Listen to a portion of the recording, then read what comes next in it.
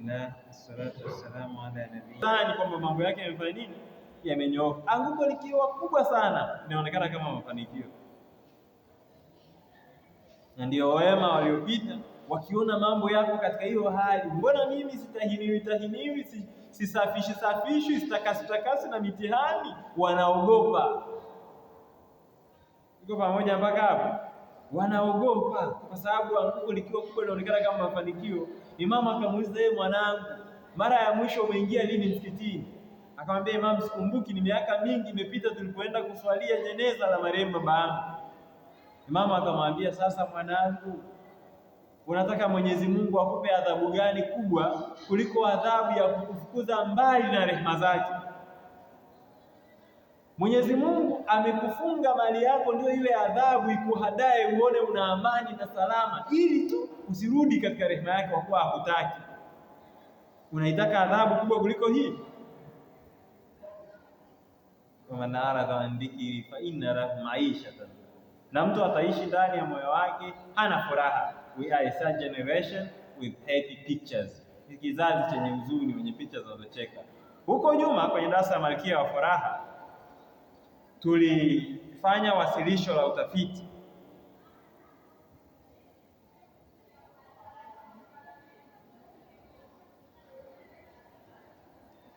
Niko darasani, niko darasani.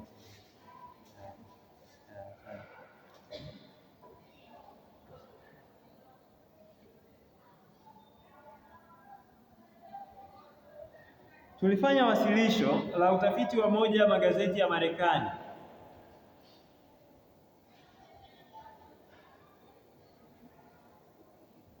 Kwa kumbukumbu zangu lilikuwa The Standard,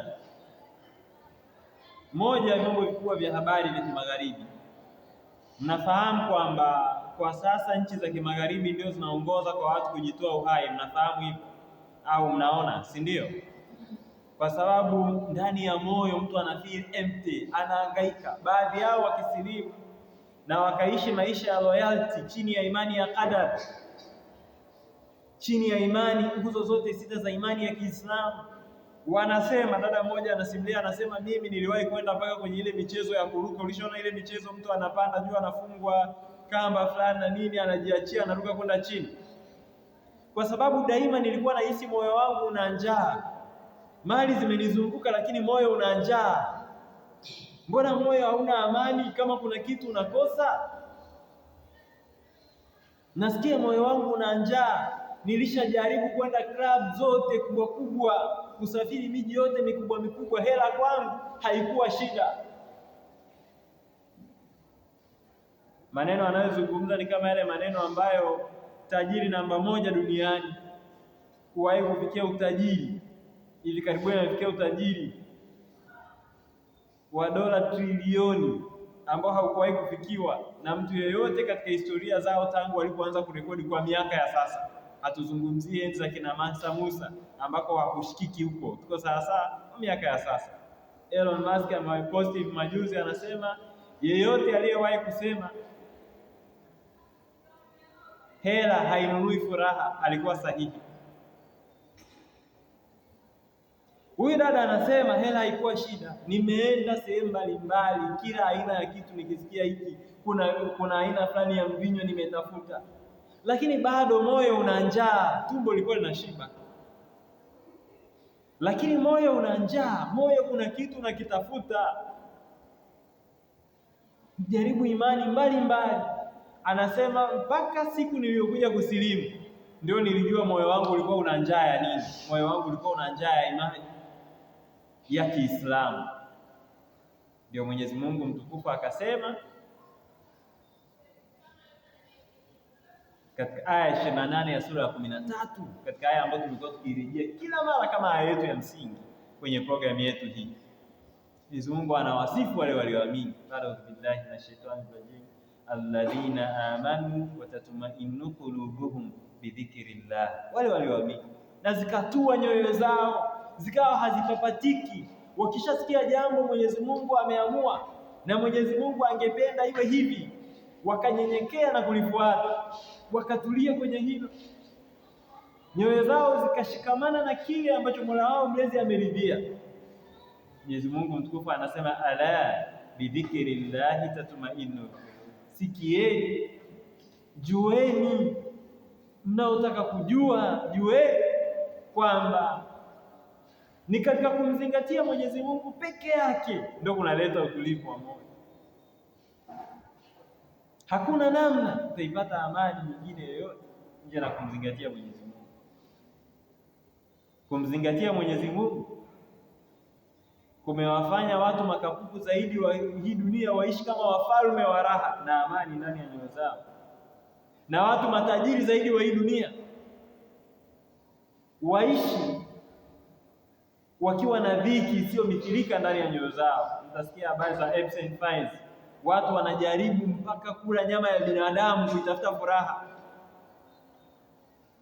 wanafanya matendo yasiyomithilika kwa sababu wanaitafuta furaha, na furaha iko bayana kwenye Qur'an.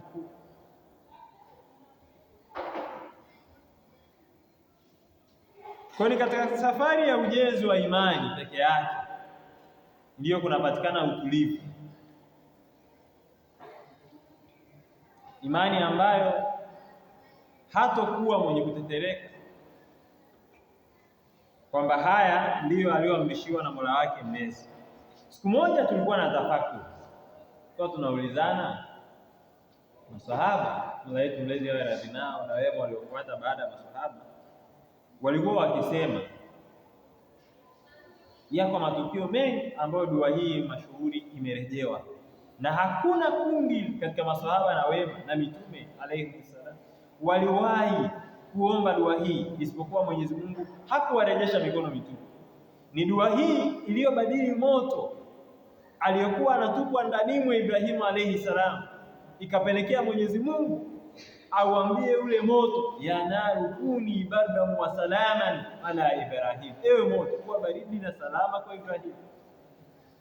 Ni dua hii ilifanya kundi dogo la maswahaba 300 kulishinda jeshi la 1000 na zaidi la maadui wa Uislamu kwa msaada utokao kwa Mola wao mlezi. Ni dua hii ambayo hakuna yeyote amewahi kuiomba isipokuwa Mwenyezi Mungu alimpa kile alichoomba, kumwambia Mwenyezi Mungu kwa dhati ya imani, mimi nashikamana na hili Mwenyezi Mungu, na achana na matamanio ya dunia na kadhalika. Kumwambia Mwenyezi Mungu kwa dhati ya imani, hasbi Allahu wa ni'mal wakil, ananitosha Allah, naye ni mtetezi bora. Mwenyezi Mungu anaeleza habari ya maswahaba katika sura ya Imran walipoambiwa kukusanyika kwa maadui wote wa Uislamu dhidi yao. Lile jambo, ile habari, fazadahum imanan, iliwazidishia imani. Waqalu, na wakasema, hasbunallahu wa ni'mal wakil, anatutosha Allah, naye ni mtetezi mbora. Na Mwenyezi Mungu hajapatapo kumrejesha mja aliyetamka maneno haya kwa dhati mikono mitupu. Sasa tukawa tunaulizana, leo wewe dada Munira, limekusibu jambo lako zito, ukitamka haya maneno matokeo yanakuja au hayaji? Kwa zama tulizoko, matokeo yanakuja au hayaji? Na kwa nini matokeo hayaji? Ndio swali letu la msingi. Kwa nini matokeo hayaji? Namna Waalaikum salaam wa rahmatullahi wa barakatuh. Sauti kidogo tusikie huko.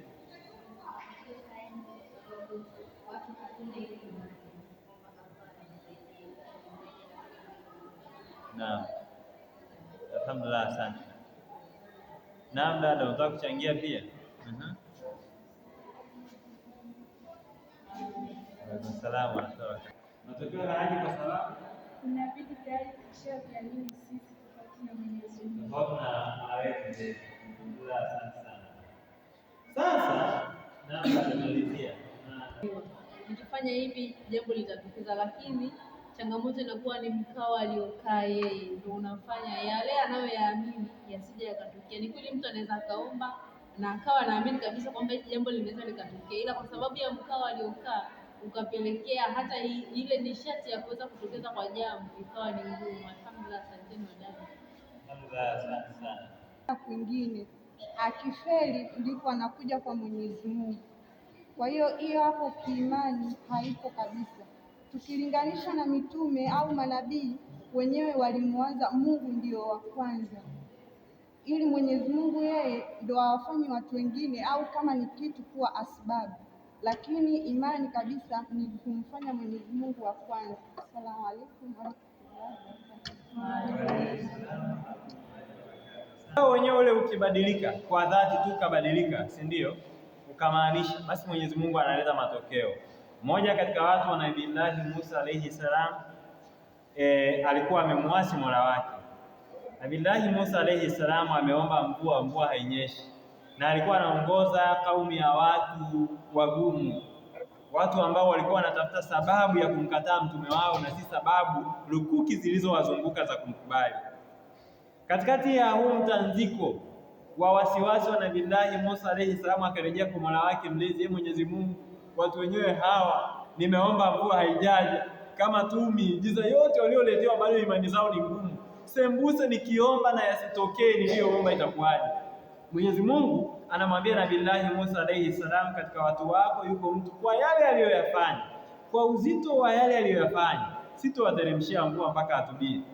Nabii Musa alayhi salam anarudi amekasirika kwa watu wake, anamtafuta huyo mtu mwenyewe anajiangalia wale watu wote, watu wana kiu ya maji, ajitokeze mbele, abadilike mbele ya wale watu wote, bado hajajua hasira ya Musa alayhi salam kwake inaweza ikawaje na kadhalika.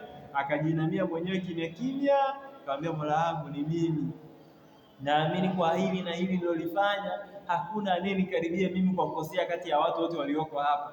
Mwenyezi Mungu, nimekoma, naomba unisamehe. Akazungumza maneno mithili ya haya.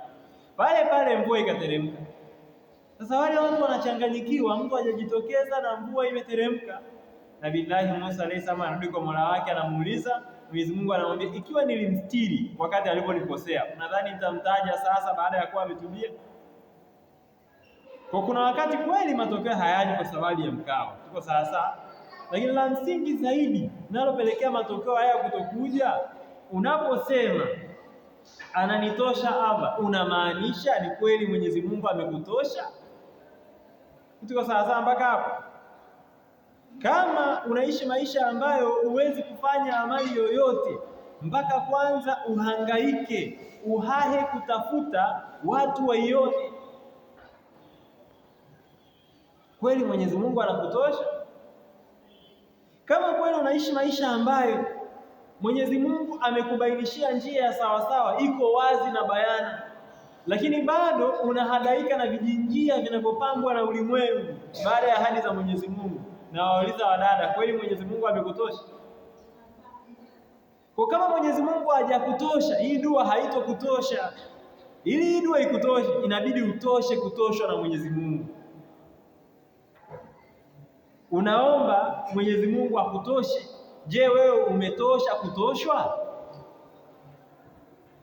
Kama haujatosha kutoshwa na Mwenyezi Mungu, hautotoshwa na Mwenyezi Mungu.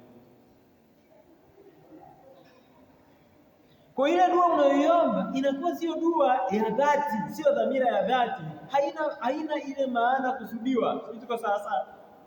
Wao waliposema hasbi Allahu, ananitosha Allah, walimaanisha kwa pamoja mpaka hapo.